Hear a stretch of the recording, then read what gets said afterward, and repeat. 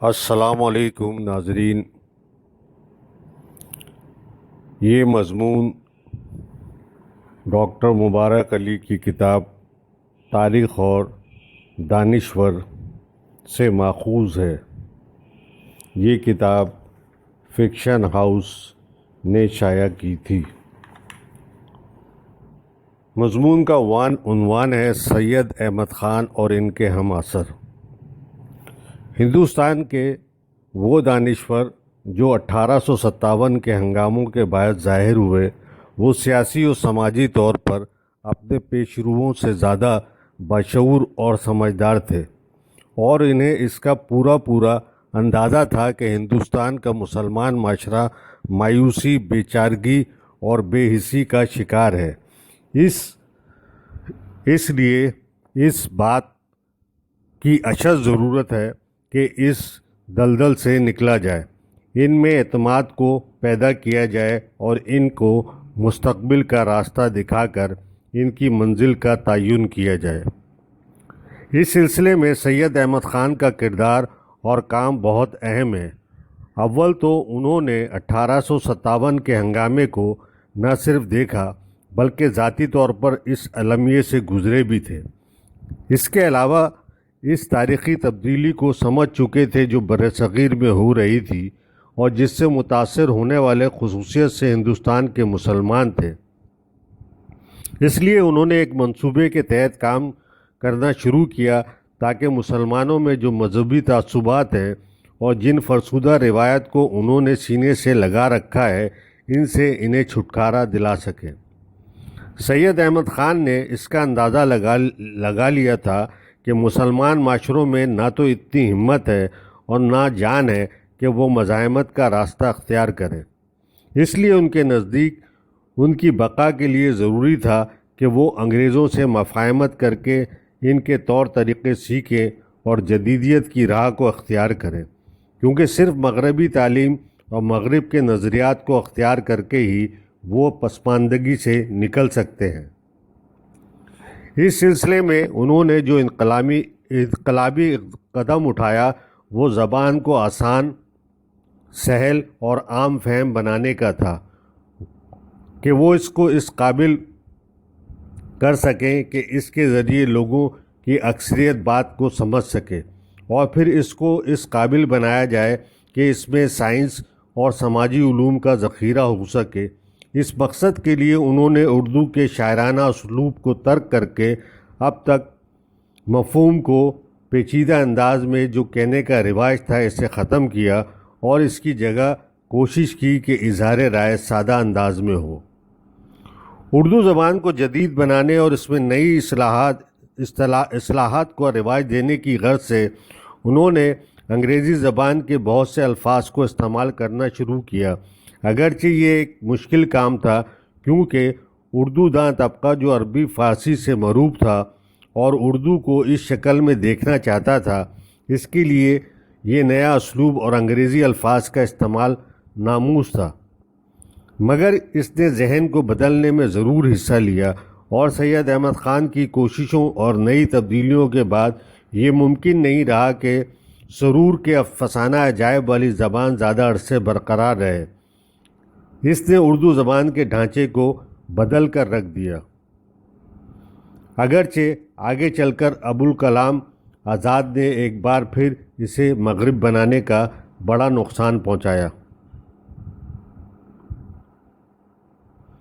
سید احمد خان نے مسلمانوں پر بھی یہ زور دیا کہ موجودہ حالات سے نمٹنے کے لیے ضروری ہے کہ مغرب سے سائنس اور ٹیکنالوجی کو سیکھا جائے، اگرچہ انہوں نے اس کے ساتھ ہی اس بات پر بھی زور دیا کہ مسلمانوں کو اپنی شناخت ضرور برقرار رکھنی چاہیے۔ اس مقصد کے لیے انہوں نے برصغیر کی تاریخ پر چند اہم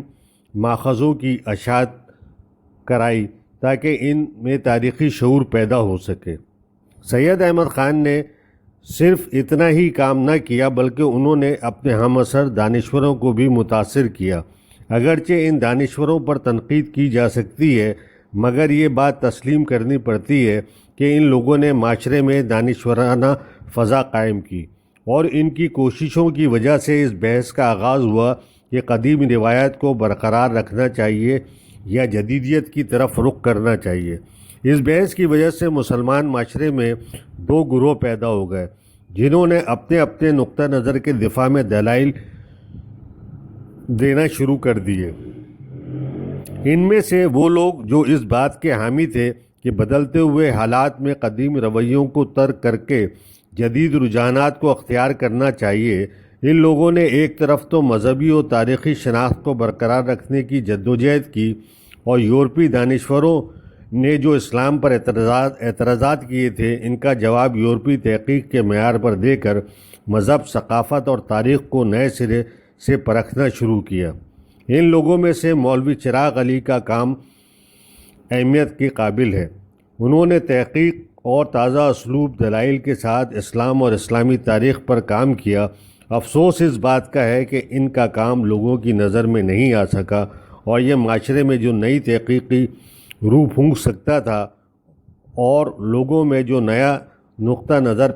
پیدا کر سکتا تھا وہ نہیں ہوا۔